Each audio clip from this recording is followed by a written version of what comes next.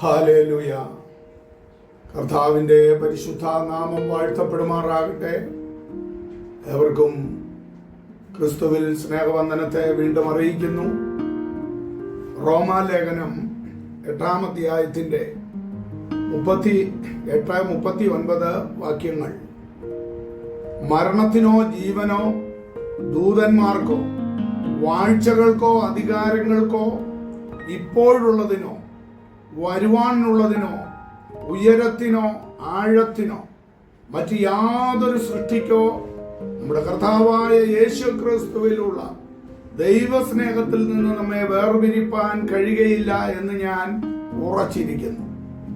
ഇവിടെ അപ്പോസ്തലനായ പൗലോസിന്റെ ആ ഉറപ്പും തീരുമാനവും ആ സ്ഥിരതയും ഇതെല്ലാമാണ് നമുക്ക് കാണുവാനായിട്ട് കഴിയുന്നത്. എന്തെല്ലാം സംഭവിച്ചാലും, മരണം തന്നെ സംഭവിച്ചാലും, മറ്റ് ഏതൊക്കെ അനുഭവങ്ങളിൽ കൂടി കടന്നു പോകേണ്ടി വന്നാലും ക്രിസ്തുവിന്റെ സ്നേഹത്തിൽ നിന്ന് വേർപിരിപ്പാൻ ഈ ലോകത്തിൽ ഒരു ശക്തിക്കും സാധ്യമല്ല എന്ന ഉറച്ച തീരുമാനവും പ്രതിഷ്ഠയുമാണ് പൗലോസിന്റെ ജീവിതത്തിൽ നമുക്ക് കാണുവാൻ കഴിയുന്നത്. ആ വാക്യം അതേപോലെ തന്നെ അന്വർത്ഥമാക്കിക്കൊണ്ടായിരുന്നു പൗലോസിന്റെ ജീവിതം എന്നതും നമുക്ക് ശ്രദ്ധിച്ചാൽ മനസ്സിലാക്കാവുന്നത്. എന്നാൽ ഇന്ന് പലപ്പോഴും മനുഷ്യനെടുക്കുന്ന തീരുമാനങ്ങളും പ്രതിഷ്ഠകളുമെല്ലാം അടുത്ത നിമിഷത്തിൽ തന്നെ അതെല്ലാം പാളിപ്പോകുന്ന അനുഭവങ്ങളാണ് കാണുവാൻ കഴിയുന്നത്. നമുക്കറിയാം, ഇസ്രായേലിന്റെ ചരിത്രം നമ്മൾ പഠിച്ചു കഴിഞ്ഞാൽ ആ ഇസ്രായേൽ ജനം, അവരെ ദൈവം വളരെ ശ്രേഷ്ഠകരമായ രീതിയിൽ വാഗ്ദത്ത കനാൻ നാട്ടിലേക്ക് കൊണ്ടുപോകുവാനായിട്ട് ശ്രമിച്ചു. എന്നാൽ പിന്നീട് കർത്താവിന് പറയേണ്ടി വന്നു, നിങ്ങൾ ദുശാഠ്യമുള്ള ജനമാകുന്നു.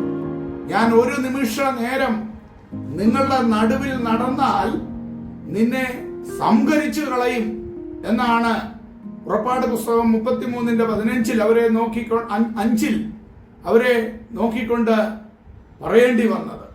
വളരെ കാര്യമായ നിലയിൽ അബ്രഹാമിന്റെ സന്തതിയിൽ കൂടി ഇസ്രായേൽ ജനത്തെ ദൈവം വാർത്തെടുത്ത് കൊണ്ടുവന്നതാണ്.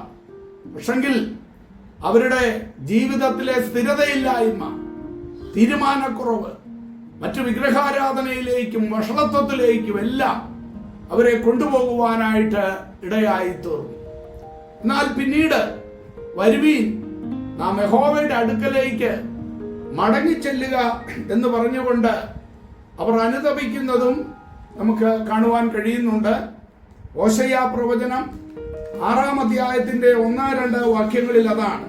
വരുവീൻ, നാം യഹോവയുടെ അടുക്കലേക്ക് ചെല്ലുക, അവൻ നമ്മെ കടിച്ചു കീറിയിരിക്കുന്നു, അവൻ നമ്മെ സൗഖ്യമാക്കും, അവൻ നമ്മെ അടിച്ചിരിക്കുന്നു, അവൻ മുറിവ് കെട്ടും, 2 ദിവസം കഴിഞ്ഞിട്ട് അവൻ നമ്മെ ജീവിപ്പിക്കും, 3-ാം ദിവസം അവൻ നമ്മെ എഴുന്നേൽപ്പിക്കും തുടങ്ങിയ വാക്കുകളോടുകൂടെ ഒരു മടങ്ങി വരവിന് വേണ്ടി അവര് ആഗ്രഹിക്കുന്നതും കാണുവാൻ കഴിയുന്നുണ്ട്.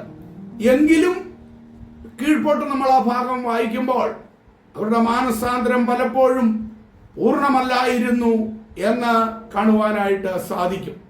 ഓശയ്യാ പ്രവചനം തന്നെ 14-ാം അധ്യായത്തിന്റെ 1-2 വാക്യങ്ങളിൽ പറയുകയാണ്, മടങ്ങി ചെല്ലുക.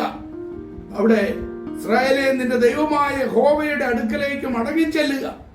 നിന്റെ അകൃത്യ നിമിത്തമല്ലോ നീ വീണിരിക്കുന്നത്.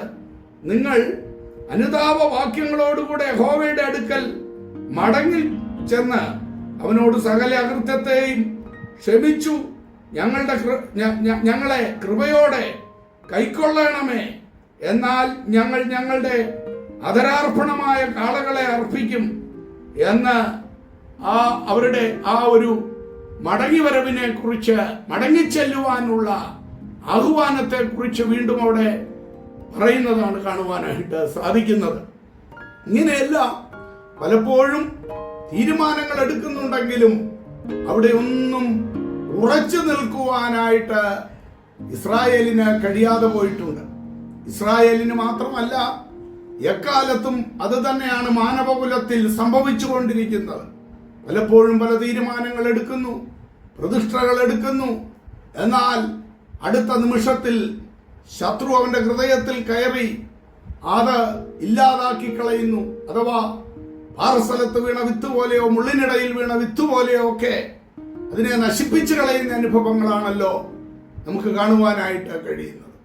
എന്നാൽ പ്രിയമുള്ളവരെ, നമ്മുടെ അപ്രകാരമുള്ള ഹൃദയ ചിന്തകളിൽ നിന്ന് വേർപെട്ട് പൂർണ്ണമായി പൗലോസിനെ പോലെ ഒരു ഉറച്ച തീരുമാനത്തോടുകൂടെ ദൈവത്തിന്റെ സന്നിധിയിലേക്ക് മടങ്ങിച്ചെല്ലുവാൻ നാം തയ്യാറായാൽ നമുക്ക് വേണ്ടി ക്രൂശിൽ യാഗമായി തീർന്ന ഒരു കർത്താവുണ്ട്.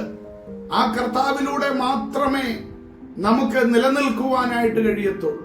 നേരത്തെ പറഞ്ഞതുപോലെ ഇസ്രായേലിന്റെ യാഗങ്ങൾ കൊണ്ടോ തീരുമാനങ്ങൾ കൊണ്ടോ മനുഷ്യന്റെ തീരുമാനങ്ങൾ കൊണ്ടോ നമുക്ക് പലപ്പോഴും നിൽക്കുവാനായിട്ട് കഴിയുകയില്ല.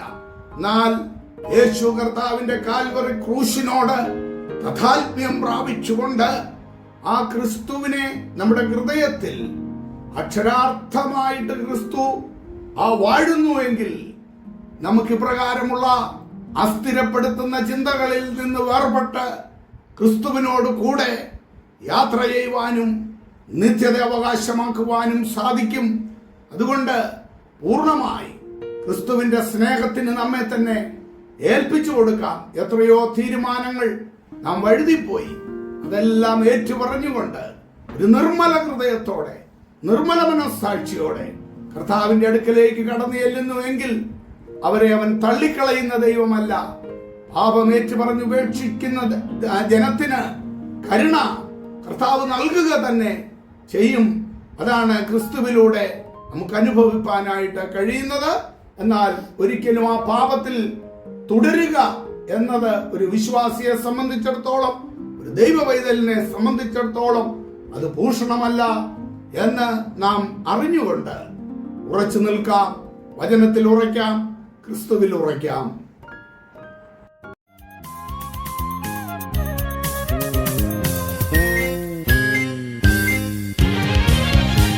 സിയോൻ യാത്രയതിൽ മനമേ ഭയമൊന്നും വേണ്ടിനിയും. സിയോൻ യാത്രയതിൽ മനമേ ഭയമൊന്നും വേണ്ടിനിയും. അബ്രഹാമിൻ ദൈവം, ഇസഹാക്കിൻ ദൈവം, യാക്കോബിൻ ദൈവം എന്നും കൂടെയുള്ളതാൽ. അബ്രഹാമിൻ ദൈവം, ഇസഹാക്കിൻ ദൈവം, യാക്കോബിൻ ദൈവം എന്നും കൂടെയുള്ളതാൽ. സിയോൻ യാത്രയതിൽ മനമേ ഭയമൊന്നും വേണ്ടിനിയും. സിയോൻ യാത്രയതിൽ മനമേ ഭയമൊന്നും വേണ്ടിനിയും.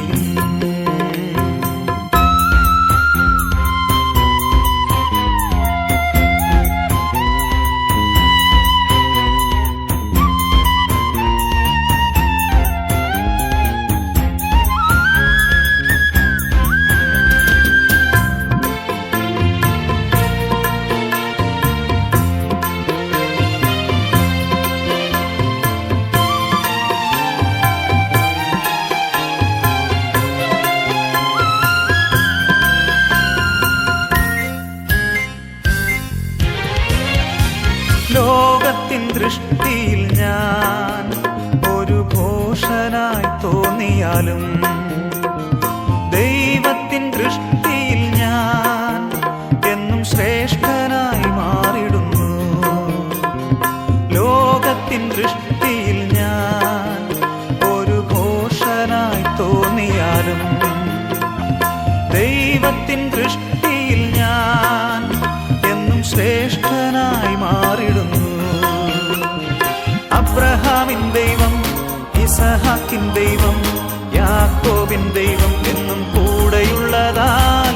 അബ്രഹാമിൻ ദൈവം, ഇസഹാക്കിൻ ദൈവം, യാക്കോബിൻ ദൈവം എന്നും കൂടെയുള്ളതാൽ.